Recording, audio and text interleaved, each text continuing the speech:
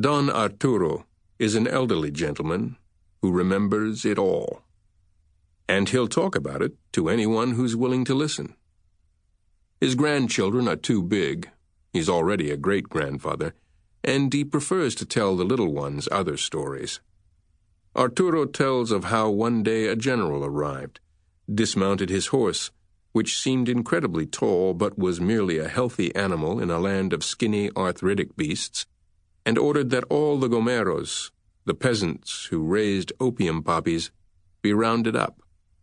Burn all the fields. It was an order.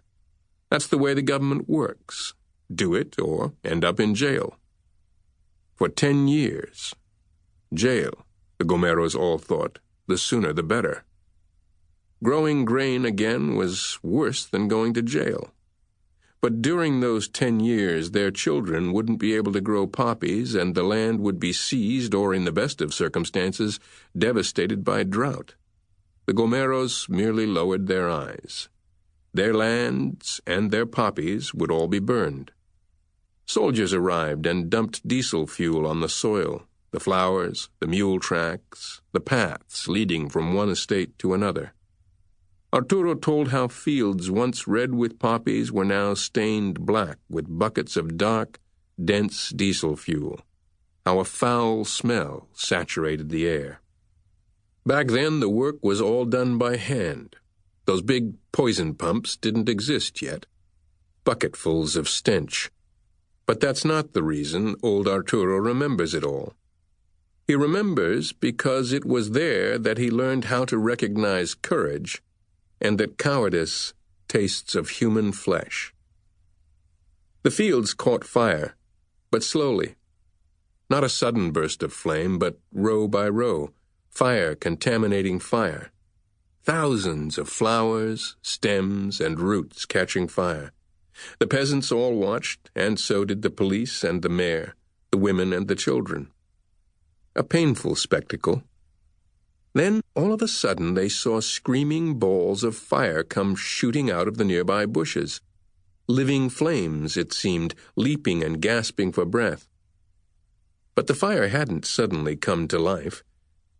These were animals. Asleep among the poppies, they hadn't heard the noise or smelled the diesel fuel, which they'd never smelled before. Flaming rabbits, stray dogs, even a small mule, all on fire. There was nothing to be done. No amount of water can put out diesel flames on flesh, and besides, the land all around was on fire. The howling beasts were consumed right before the people's eyes. And that wasn't the only tragedy. The Gomorros who had gotten drunk while dumping the fuel, they too caught fire. They drank cerveza as they worked and then fell asleep in the brush. The fire took them too. They howled a lot less than the animals, staggering around as if the alcohol in their veins were feeding the fire from within. No one went to help them. No one ran over with a blanket. The flames were too fierce. That's when Don Arturo saw a dog, all skin and bones, run toward the fire. The dog dove into that inferno and came out with 2, 3, finally 6 puppies, rolling each one on the ground to put out the flames. Singed, spitting smoke and ashes, covered in sores, but alive. They stumbled after their mother, who walked past the people gazing at the fire.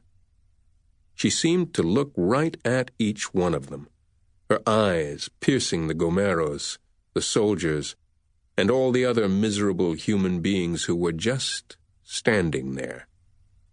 An animal senses cowardice and respects fear.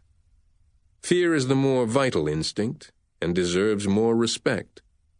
Cowardice is a choice. Fear is a state of mind.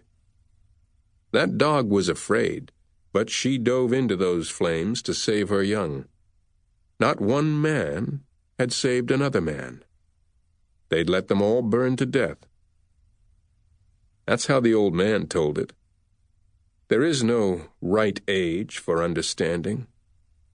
To him it came early, when he was only 8, and he remembered this truth till he was 90. Beasts have courage and know what it means to defend life. Men boast about courage, but all they know how to do is obey, crawl, get by.